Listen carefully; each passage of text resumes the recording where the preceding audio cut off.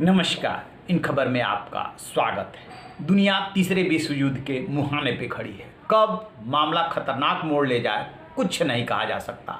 Armenia और Azerbaijan में जो जंग शुरू हुई है उसको लेकर के अमेरिका, रसिया और टर्की चिंतित हो गए हैं।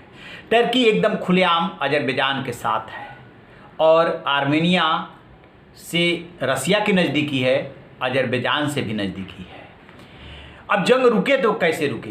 अमेरिका ने जो ईरानी कमांडर है सुलेमानी, उसको जिस तरीके से ड्रोन से मारा था, उसके बाद दुनिया ने एक नई राह देख ली है और उस ड्रोन का इस्तेमाल होने लगा है जंग में। अजरबैजान ने बहुत खतरनाक तरीके से ड्रोन का इस्तेमाल किया है और आर्मेनिया के एक के बाद एक टैंक को तबाह कर दिया है, ख़त्म कर दिया है। अभी तक दोनों तरफ से 80 लोगों के मारे जाने की खबर है और न जाने कितने घायल हुए हैं।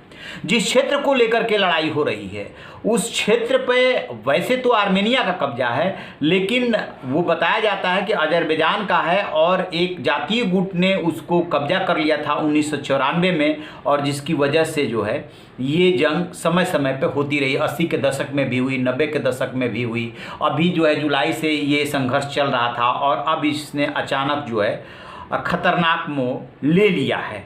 अब इसका ये जो नागोर्नो काराबाख है, इस पे जो है जातीय गुट का कब्जा है। एक तरह से वो अपना इंडिपेंडेंट है लेकिन कब्जे में है आर्मेनिया के। अजरबैजान कहता है कि ये उसका है और बताते ये हैं, इतिहास ये कहता है कि ये उसी का था, लेकिन बाद में ये चला गया 94 में, 91 से 94 के बीच में आर्मेनिया के पास। अब बीच बीच में उसे अजरबैजान लेने की कोशिश करता रहता है। टर्की एकदम खुल करके अजरबैजान का साथ दे रहा है। तो इसमें अब ये सवाल उठ रहा है कि जिस तरीके से अजरबैजान का साथ दे रहा है टर्की, कहीं विश्व युद्ध तो नहीं छिड़ जाएगा। और ये जो अजरबैजान ड्रोन का इस्तेमाल कर रहा है उसको टर्की ने ही दिया है। तो देखिए, विश्व युद्ध में कभी भी दूसरे देश सीधे सीधे डायरेक्ट जल्दी इन्वॉल्व नहीं होते हैं, वो पहले पीछे से सपोर्ट करते हैं, उसके बाद दूसरे देश को सपोर्ट करने लगते हैं, फिर वो डायरेक्ट अटैक में शामिल होते हैं और ऐसे ही विश्व युद्ध छिड़ता है। पहले और दूसरे विश्व युद्ध का अनुभव जो है यही बता रहा है। आपको याद दिला दूं कि तीसरा विश्व युद्ध कहा जाता है कि पानी के लिए होगा। ये भी कहा जाता है कि वो जो है ट्रेडिशनल वार नहीं होगा, या तो वो स्पेस में लड़ा जाएगा या उसमें तकनीक लड़ेगी, साइबर युद्ध होगा, बायोलॉजिकल वारफेयर होगा। जैसा कि कोरोना को लेकर के कहा जा रहा है कि चाइना ने बायोलॉजिकल वारफेयर छेड़ा है।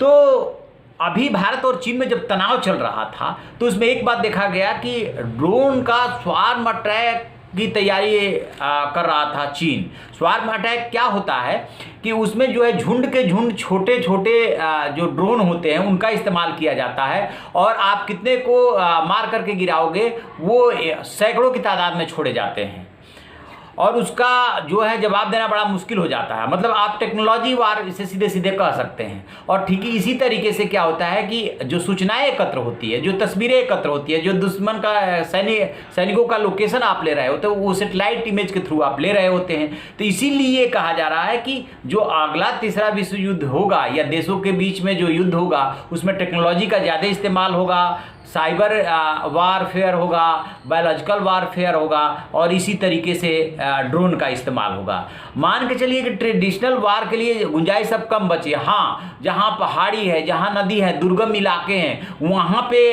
क्या होता है कि टेक्नोलॉजी का इस्तेमाल करना आसान हो जाता है। आप ऊपर से मध्यम दूरी पे या नीचे ले आकर के ड्रोन से आसानी से अटैक कर सकते हैं और यही अजरबैजान कर रहा है।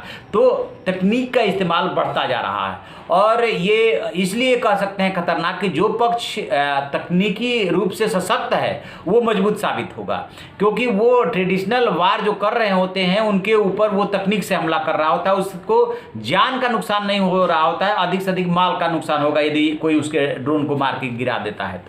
तो रसिया भी आ गया है, अमेरिका भी आ गया है। पुतिन ने और अमेरिकन राष्ट्रपति डोनाल्ड ट्रंप ने दोनों देशों से बातचीत से मसले को सुलझाने की अपील की है। इसी बीच में यूएन के जो महासचिव है वो भी बोले हैं कि शांति शांति, जब भी वार होता है तो शांति शांति तो यूएन करता है। यूएन को इतना सशक्त और मजबूत करना होगा कि वो रोक सके, अपने देशों पे अपने प्रभाव का इस्तेमाल कर सके, जो कि अभी वो नहीं कर पा रहा है। प्रधानमंत्री नरेंद्र मोदी ने जी यूएन के 75वें सत्र को जब संबोधित किया था तो यही कहा था कि जब तक यूएन में जो देश डिजर्व कर रहे हैं उनको प्रतिनिधित्व नहीं मिलेगा तब तक उसकी आवाज़ को सुनेगा कौन।